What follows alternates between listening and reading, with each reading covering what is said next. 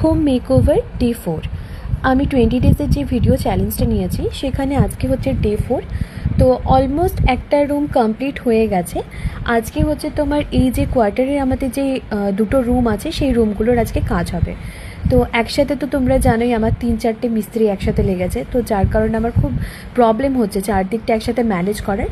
তাই জন্য ডে 4-এ আমি ঠিক করেছিলাম আজকে শুধুমাত্র রাজমিস্ত্রি থাকবে আর তোমার কাঠের মিস্ত্রি। এখানে দেখো এই ফ্রেমটা যেটা ছিল উপরের পোর্শনটা খুব একটা কন্ডিশন ঠিক ছিল না, তো কালার টালার কমপ্লিট হয়ে যাওয়ার পর তো আর পসিবল না। তো আমি ভাবলাম কি আগে কাঠের যে কাজগুলো আছে আগে করে নিতে।